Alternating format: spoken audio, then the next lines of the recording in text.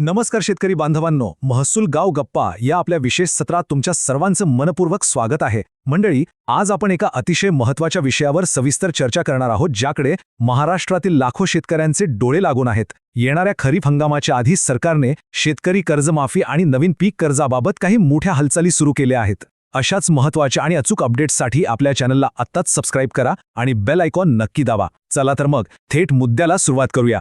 मित्रांनो, मुख्यमंत्री देवेंद्र फडणवीस यांनी थेट राष्ट्रीयकृत बँकांना कडक शब्दात एक इशाराच दिलाय.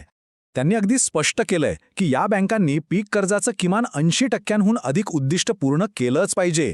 आणि यातली सर्वात मोठी आणि दिलासा देणारी गोष्ट म्हणजे पीक कर्जासाठी कुठल्याही बँकेने शेतकऱ्यांकडे सिबिल स्कोअर अजिबात मागू नये. शेती क्षेत्रासाठी हा खरंच एक खूप मोठा निर्णय आहे. तर आजच्या या विश्लेषणात आपण नेमकं काय पाहणार आहोत? खरीप हंगाम आणि कर्जमाफी, सिबिलची अट कशी रद्द झाली, याचा नेमका फायदा कोणाला होईल, तुम्हाला कोणती कागदपत्रे लागतील, आणि शेवटी सोशल मीडियावरच्या फेक न्यूजपासून कसं वाचायचं, हे सगळं आपण कव्हर करणार आहोत. चला तर मग आपला पहिला मुद्दा पाहूया, तो म्हणजे खरीप हंगाम आणि कर्जमाफी.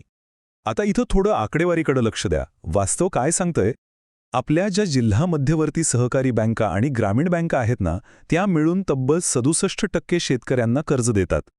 पण दुसऱ्या बाजूला एवढ्या मोठ्या राष्ट्रीयकृत बँकांचा वाटा किती? तर फक्त 26%. म्हणजे सहकारी बँका त्यांचं काम चोख करत आहेत, पण या मोठ्या बँका खूप मागे आहेत. आणि म्हणूनच बँकिंग कमिटीच्या बैठकीत सरकारने या बँकांचे कान टोचले आहेत.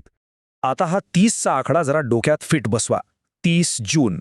मुख्यमंत्र्यांच्या वक्तव्यानंतर आता संपूर्ण प्रशासनाचं आणि शेतकऱ्यांचं लक्ष 30 जूनकडे लागलंय.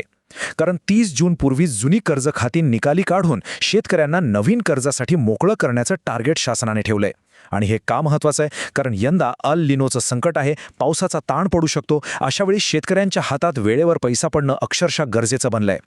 आता वळूया दुसऱ्या आणि सर्वात कळीच्या मुद्द्याकडे, सिबिल स्कोअरची अट रद्द. हा सिबिलचा अडथळा म्हणजे नेमकं काय प्रकरण होतं? तुम्हाला माहितीच आहे, नैसर्गिक आपत्ती किंवा इतर कारणांमुळे एखादं जुनं कर्ज थकीत राहिलं की शेतकऱ्याचा सिबिल रेकॉर्ड खराब होतो. आणि याच एका तांत्रिक कारणामुळे बँका नवीन पीक कर्ज द्यायला थेट नकार देत होत्या. अडचणीत सापडलेल्या शेतकऱ्याला उभं राहण्यासाठी ही एक मोठी भिंतच होती. पण आता इथं एक जबरदस्त बातमी आहे. राज्य सरकारनं बँकांना अगदी स्पष्ट आदेश दिलेत की मुख्य कार्यालयातून प्रत्येक शाखेला पत्र गेलंच पाहिजे की पीक कर्जासाठी सिबिलची 0 अट आहे. आणि कमाल म्हणजे खुद्द रिझर्व्ह बँक ऑफ इंडियाच्या अधिकाऱ्यांनीही याला पाठिंबा दिलाय. म्हणजे आता सिबिलच्या नावाखाली कोणत्याही शेतकऱ्याची अडवणूक होणार नाही. मग साहजिकच आपल्या मनात एक प्रश्न येतो, नेमकं सरकार आता काय निर्णय घेणार आहे? जुन्या खात्यांवर बँकांनी किती सवलत द्यायची, यावर सध्या जोरदार खलबत्तं सुरू आहेत. पण मग या सगळ्याचा फायदा नक्की कोणाला होणार? तर आपला तिसरा मुद्दा तोच आहे, या कर्जमाफीचा प्रत्यक्ष फायदा कोणाला मिळणार? संभाव्य लाभार्थी जर आपण पाहिले तर मिळालेल्या माहितीनुसार ज्यांनी पीक कर्ज घेतलंय, ज्यांचं कर्ज थकीत आहे, मग ती सहकारी बँक असो वा राष्ट्रीयकृत बँक, आणि जे शेतकरी सध्या खूप मोठ्या आर्थिक संकटात आहेत, अशा सर्वांना यात काही ना काही दिलासा नक्कीच मिळू शकतो. अचूक नियोजन करता यावं म्हणून सरकार सध्या बँकांकडून या सगळ्या थकीत खात्यांची अगदी विशिष्ट फॉर्मॅटमध्ये माहिती गोळा करत आहे. यानंतरचा चौथा मुद्दा तुमच्यासाठी सर्वात प्रॅक्टिकल आहे. तुम्हाला कोणती कागदपत्रे तयार ठेवावी लागतील? मंडळी, शासनाचा GR येईल तेव्हा येईल, पण आपली तयारी पक्की असली पाहिजे. आत्ताच काही गोष्टी तयार ठेवा. तुमचं आधार कार्ड, अपडेट केलेला 7/12, बँकेचं पासबुक, जुन्या कर्जाची सविस्तर माहिती आणि सर्वात महत्त्वाचं, तुमच्या बँक खात्याला आणि आधारला जोडलेला मोबाईल नंबर चालू स्थितीत ठेवा. शासनाचा अधिकृत निर्णय आल्यावर ऐनवेळी तुमची धावपळ होऊ नये, यासाठी ही तयारी आत्ताच करा. आता पाचवा आणि अतिशय महत्त्वाचा मुद्दा, अफवांपासून सावध रहा. सध्या व्हॉट्सॲप आणि फेसबुकवर काय चालू आहे हे तुम्ही पाहतच असाल. कोणी म्हणतात सर्वांना 2 लाखांची कर्जमाफी मिळाली, तर कोणी सांगतंय आजच सर्वांचं कर्ज माफ झालं. हे बघा, जोपर्यंत सरकारचा अधिकृत शासन निर्णय म्हणजे GR प्रसिद्ध होत नाही ना, तोपर्यंत कोणतीही माहिती फायनल नसते.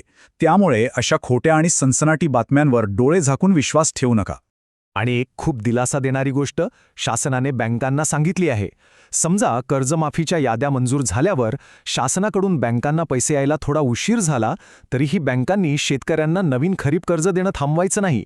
शेतीचं चक्र चालूच राहिलं पाहिजे आणि पैशांअभावी पेरणी खोळंबू नये याची पूर्ण काळजी यातून घेतली जातेय. तर मंडळी, आता शेवटी एक विचार करण्यासारखी गोष्ट आहे. 30 जूनची डेडलाईन अगदी जवळ येऊन ठेपली आहे. आता स्थानिक बँकांच्या शाखा या कडक आदेशांची किती वेगाने अंमलबजावणी करतात आणि खऱ्या अर्थाने शेतकऱ्याला किती लवकर ताकद मिळते हे पाहणं महत्त्वाचं ठरणार आहे. तुम्हाला काय वाटतं? सरकार 30 जूनपूर्वी कर्जमाफीचा प्रत्यक्ष GR काढेल का? तुमच्या गावात याबाबत काय चर्चा सुरू आहे ते मला खाली कमेंटमध्ये नक्की सांगा. हे माहितीपूर्ण विश्लेषण आवडलं असेल तर व्हिडिओला नक्की लाईक करा, आपल्या सर्व शेतकरी मित्रांना शेअर करा आणि अशाच अचूक माहितीसाठी महसूल गाव गप्पा चॅनलला सबस्क्राईब करायला अजिबात विसरू नका. धन्यवाद.